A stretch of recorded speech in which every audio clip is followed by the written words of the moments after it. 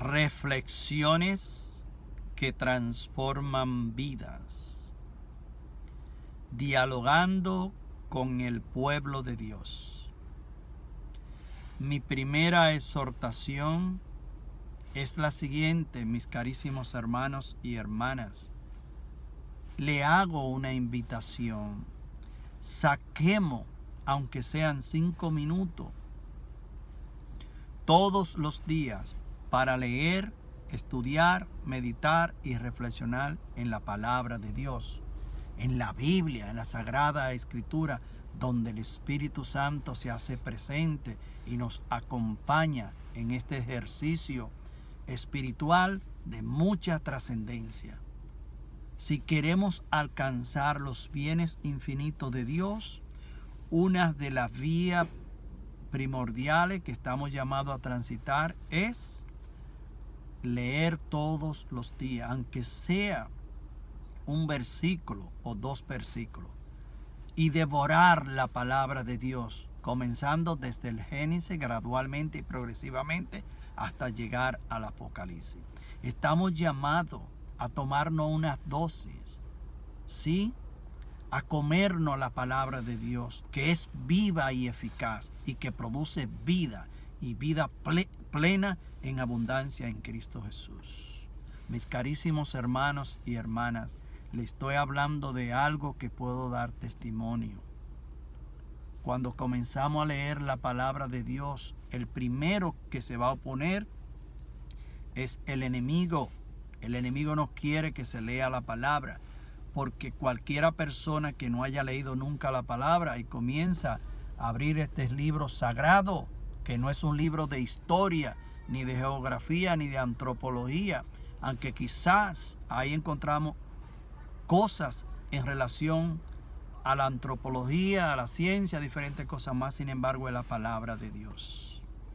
La Biblia es la Sagrada Escritura, es la manifestación de Dios. Y cada vez que nosotros nos sumergimos en la palabra de Dios, vamos a alcanzar la paz, el perdón, la misericordia, la guía, los esquemas auténticos desde Dios para que nuestra vida se convierta en totalidad en una línea vertical, directa siempre hacia Dios, donde nosotros estamos llamados de una forma sistemática a poner siempre nuestra confianza en Dios Padre, Dios Hijo y Espíritu Santo. Mis carísimos hermanos y hermanas, en esta línea del pensamiento reflexivo y meditativo, cuando nosotros abrimos la Sagrada Escritura en el Antiguo Testamento, en el capítulo 37 del libro del Génesis, ahí nosotros nos vamos a encontrar con una narración, una historia hermosísima. Muchos hemos visto las películas, hemos leído este relato, todos conocemos la historia de José.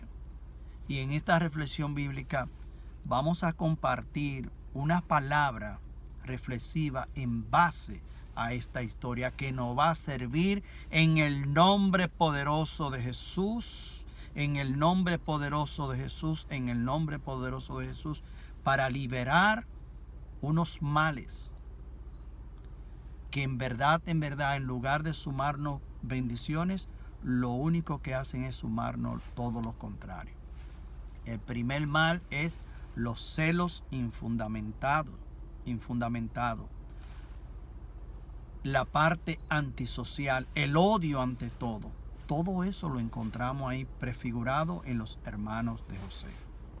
Que no hay que ser ningún gran académico, ni ningún gran literario, ni genio en los términos bíblicos para poder entender estas cosas. Eso lo vamos a leer ahí en el contexto, y por eso es que es muy importante como tarea leer por qué, para qué esta historia, cuando la leemos, la meditamos, la reflexionamos detenidamente, nos va a servir para liberar ante todo el odio.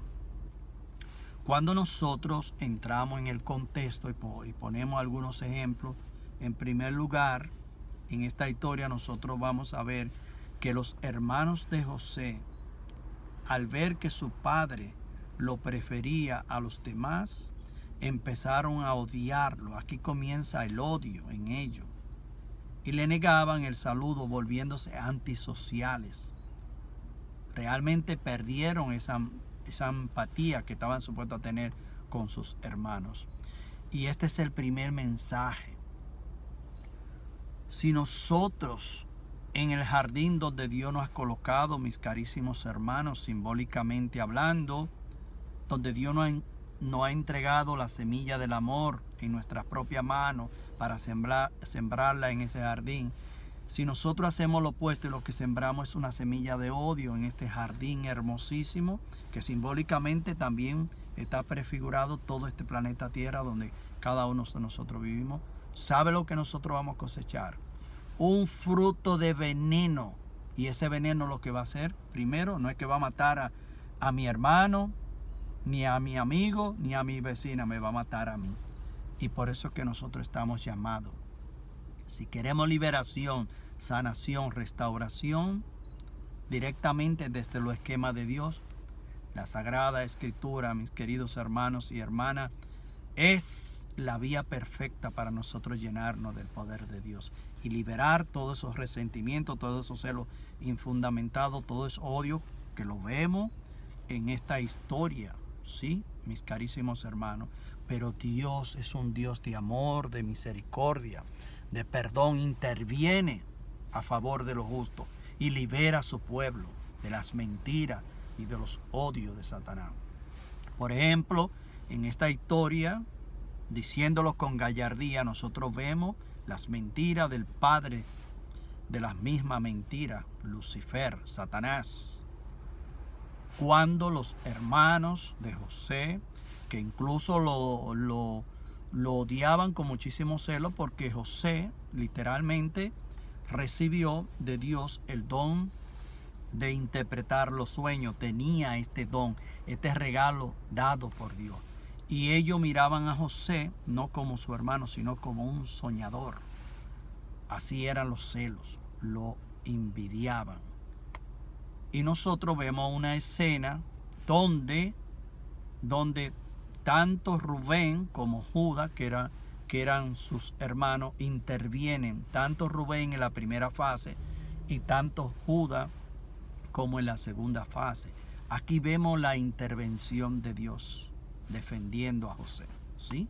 Porque cada vez que alguien viene a defendernos de las injusticias sociales de este mundo, es Dios interviniendo en la historia de cada uno de nosotros. Esta historia, mis carísimos hermanos, me emociono dialogar, reflexionar, desglosar esta historia. Nosotros vemos la mentira prefigurada de la cual estábamos hablando, que es la misma mentira de Satanás. Ellos planearon quitarle la vida a su hermano. Y lo primero que dijeron fue, lo que vamos a hacer es que lo vamos a matar y lo vamos a tirar en un aljibe y simplemente vamos a decir que una fiera lo devoró. Esta es la mentira que tenemos que denunciar. Esta era la mentira que ellos tenían preparado para aniquilar a su hermano. Mas sin embargo, vemos la intervención de Dios a través de su hermano Rubén. Y no solo eso, que cuando nos movemos un poquito más en la narración de esta historia, nosotros vemos a los mercaderes medianitas, que cuando José fue tirado, que no fue matado, sino más bien lo tiraron en un pozo, ellos al ver esta acción, ellos lo sacaron del pozo y lo vendieron al mismo tiempo a una caravana que pasaba de los israelitas por 20 monedas de plata. Y José se libró de la muerte de su hermano. Ahora bien, cuando nosotros nos movemos dándole conclusión a esta historia, nos vamos a encontrar con la parte donde nosotros estamos llamados a ser compasivos y misericordiosos. Nosotros no podemos pagar con las mismas monedas. Y en el caso de José se destaca ese amor. Cuando llegó esa gran hambruna y esa escasez, José reconoció a sus hermanos y no le pagó con la misma moneda. ¿Y por qué muchas veces nosotros vivimos en rivalidad y vivimos con sed de venganza? Porque todavía esos odios que anidamos en nuestros corazones no se han sanado. Y esta historia nos invita a nosotros a sacar todos los odios y todos los resentimientos, especialmente sobre aquellas personas que nos hicieron daño, que quizá nosotros todavía tenemos deseo de vengarnos de ellos, y aunque quizá otros se han muerto y otros están vivos, todavía nosotros quisiéramos encontrar esas personas vivas para comérnoslas, para que nos paguen lo que nos hicieron. Mas sin embargo, si nos ponemos en el contexto, José tenía 1000 razones para vengarse de ellos y él no se vengó. Él los recibió y le dio comida en gran cantidad. Mis carísimos hermanos y hermanas, ese pozo donde fue tirado José, aquí le vamos a dar conclusión, está relacionado simbólicamente con nuestras miserias. Nosotros estamos llenos de conmiseraciones. Y así como José fue ayudado y liberado, ¿sí?, por esta mano que Dios envió para liberarlo, así mismo Dios también está operando en nuestra vida. Mas sin embargo, lo primero que tenemos que sacar es los celos infundamentados, todos los odios, o más bien, como dice la palabra de Dios, o lo pone Dios por manifiesto en su palabra, todo lo que está malo en nuestro corazón, para que podamos abrirle la puerta a Dios Padre, a Dios Hijo y a Dios Espíritu Santo, que siempre está interviniendo en pro de su pueblo, que somos tú y yo.